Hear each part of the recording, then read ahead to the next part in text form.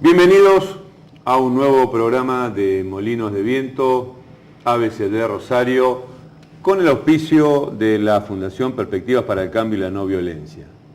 Como siempre, desarrollamos temas muy ligados a la calidad de vida de nuestra comunidad, de nuestros barrios, de nuestra región. Hoy particularmente vamos a compartir con un invitado para desarrollar un tema de mucha trascendencia, especialmente en lo que hace a nuestra comunidad y a nuestra región. Tema ambiental, medio ambiente, problemáticas diversas, temáticas con profundo interés social, económico, y vamos a compartir entonces con un invitado de hoy que es Gonzalo Gorostarzu, con una trayectoria importante en estos temas, conocedor, estudioso, junto con un equipo desde hace varios años. Nos acompañó hace un tiempo Variña, miembro del equipo también interesado en el tema ambiental. Por lo tanto, presentamos a Gonzalo Gorostarzu y hacemos la pequeña... Prevención y atención de adicciones. Consultas 0341 439 9540 421 2302. ABCD.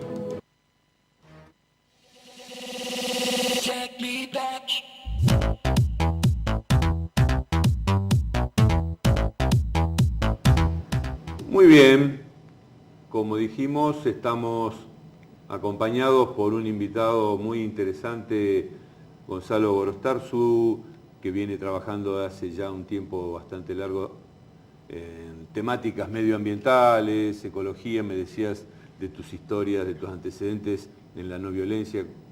¿Podrías comentar un poquito? Bueno, justamente, digamos, mi pasión aparte por la naturaleza también se ve ligada al tema de la no violencia, ¿no? Yo estuve trabajando 5 años coordinando voluntarios en Greenpeace. Parte de la especialización que había hecho yo era justamente en entrenamientos de no violencia, como una forma, digamos, de oponerse o para lograr, digamos, alguna meta sin ningún tipo de agresión hacia la otra persona, es decir, con esa idea de que se puede convencer a través de una idea y no a través de la fuerza, ¿no? Basado mucho, digamos, en Martin Luther King, en métodos de Gandhi, que logró tantísimas cosas sin levantar una mano, ¿no? Desde lo gestual hasta la palabra de utilizar. Bueno, es muy bueno lograr o ver ese resultado a través de ese camino, ¿no? Y bueno, desde lo ambiental, trabajando, como te decía, en Greenpeace, después luego comenzamos el Camino de los Verdes, que es una organización ecopolítica, con gente que venía de distintas organizaciones, tanto ambientales como sociales, con la idea de que todo lo que veníamos trabajando a través de lo ambiental se pueda realizar en un plano más real a través de la política, ¿no? Notábamos que se lograba consenso a través del apoyo de la gente, se lograba llevar adelante algún proyecto de ley, se sancionaba y luego no había quien lo aplique, es decir, quedaba como letra muerta o simplemente pasaba a ser un interés de campaña y luego no se planchaba, no había quien lo lleve adelante. Entonces, bueno, pegamos ese salto con buena llegada, ¿no? A través de que nos empiecen a escuchar. Esto suma a Juan Carlos Villalonga, quien fue uno de los presidentes de Los Verdes, a la invitación al gobierno de la Ciudad de Buenos Aires a presidir la Agencia de Protección Ambiental hace 1 año y medio aproximadamente, y empezamos a notar, digamos, del decir al hacer, que era el paso que nos faltaba. Bueno, y estamos trabajando intensamente la realidad ambiental, ¿no? Que como bien lo mencionaste, está muy ligado a la calidad de vida. Hoy por hoy, tener una montaña de basura no solamente queda mal visualmente, sino que estás produciendo un daño ambiental, obviamente, porque eso va a generar contaminación en el aire, en la tierra, en la misma agua, sino también una exclusión social, porque normalmente ese basural está asociado a una vivienda precaria, gente que en su propio patio convive con todos estos problemas y con eso genera una enfermedad. Entonces, y en nuestra ciudad, cuando uno viene por la avenida Circunvalación y llegando ahí a la zona de Godoy, mirando hacia el oeste, se ve un gran montículo que seguramente tiene unos cuantos años y que ahora que vos lo comentás, verdaderamente es algo impresionante y que no se le da la trascendencia. Es como cuando uno camina por las veredas y tiene que estar esquivando la suciedad y la mugre que dejan los vecinos cuando sacan sus perros a hacer sus necesidades y orinan y defecan en el medio de la vereda. Es decir, esta cosa loca, esta cosa bizarra, casi psicótica se podría decir, de la gente que saca al animal y aunque lo limpie con la bolsita, el piso queda sucio. Entonces, a mí no me hace mucha diferencia entre esa mugre de la vereda donde la gente va con todo derecho de que el animal es un animalito, es un perro que hace su... parece lo mismo que esa montaña de mugre y de basura que hace años que está enquistada allí, como otras tantas cuestiones. Es verdaderamente violento. Sí, por supuesto, digamos, aparte el tema de que uno va naturalizando todo. Cuando se naturaliza un problema, desaparece netamente como problema. Como tal. Y poder visualizar ese problema es parte de la solución. Nosotros cuando trabajamos, por ejemplo, en el borde del riachuelo, el riachuelo es uno de los ríos más contaminados del mundo, que se está trabajando fuertemente para poder limpiarlo, para hacer habitable sus costas, para poder recuperarlo, y se hacía encuestas sobre la gente que estaba viviendo ahí, hacía décadas, es decir, generaciones viviendo, cuando uno le preguntaba cuáles eran los problemas que detectaba, y decían la falta de iluminación, la inseguridad. Lo último que decían, y algunos ni siquiera lo mencionaban, era el tema del olor o el problema del riachuelo. Y estaban ante una sopa de un caldo de cultivo, es decir, metales pesados,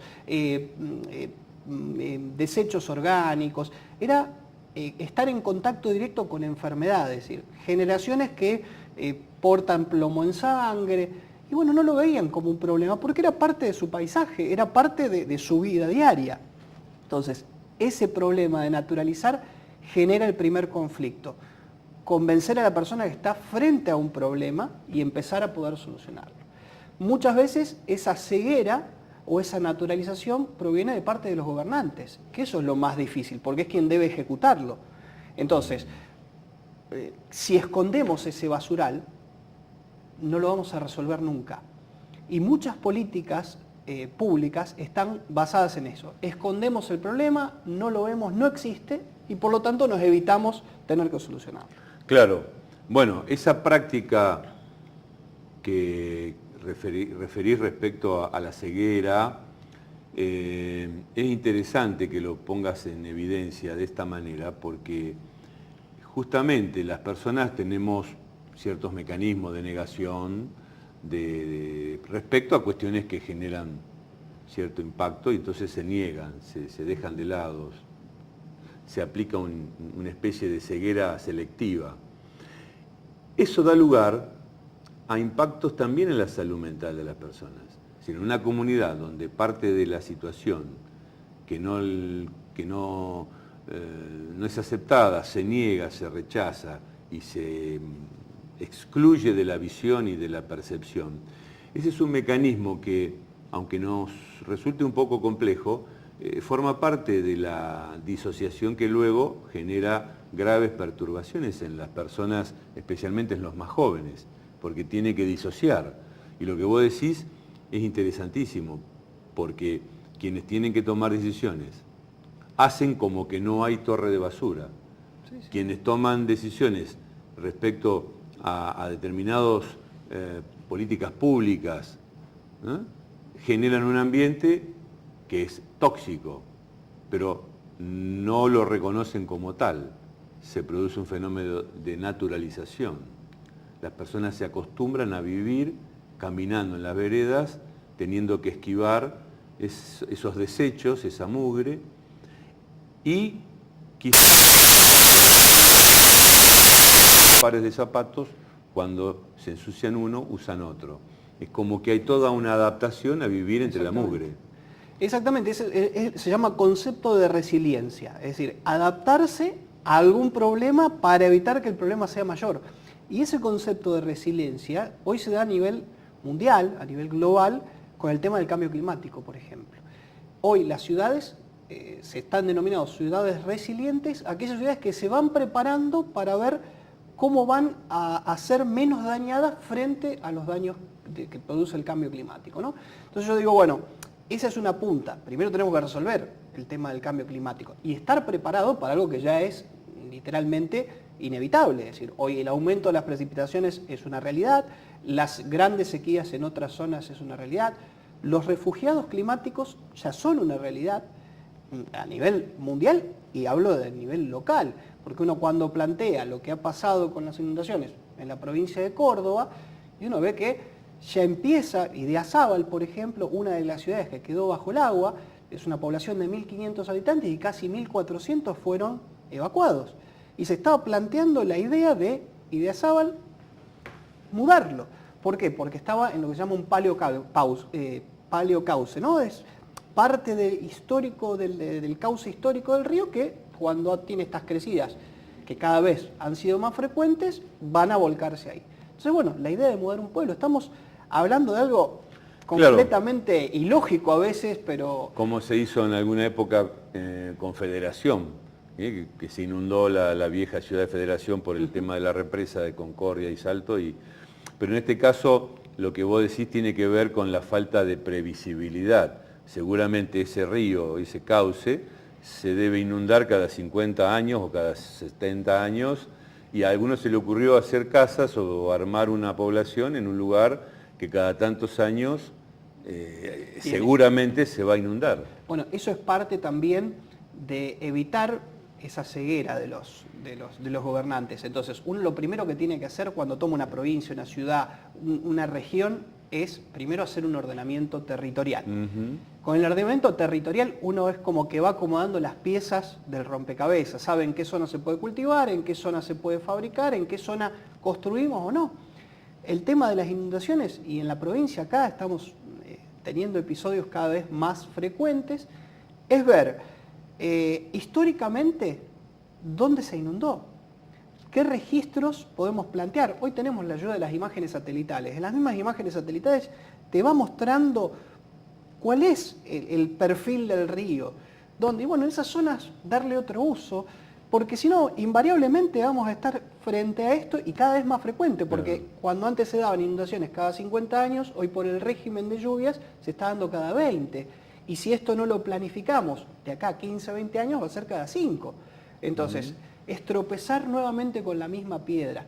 Y eso muchas veces pasa por esa ceguera que hablo desde los gobernantes, que se la transmiten al ciudadano, que no le dicen, bueno, construye ahí, seguí construyendo, y estamos cayendo después en un permanente problema de salud, porque esa gente está en contacto con vectores. La provincia ha habido casos de muertos por leptospirosis, que son enfermedades que se producen a través de roedores o animales que estuvieron en contacto por este tema de la inundación. Entonces, es una cadena interminable, con lo cual se van, por no hacer ese ordenamiento, se van gastando recursos del Estado, que también repercute de la parte económica. Entonces, uno empieza por una punta y empieza con una cadena interminable. Exactamente, es un círculo vicioso donde un fenómeno produce otros, es decir, que un fenómeno puede ser la causa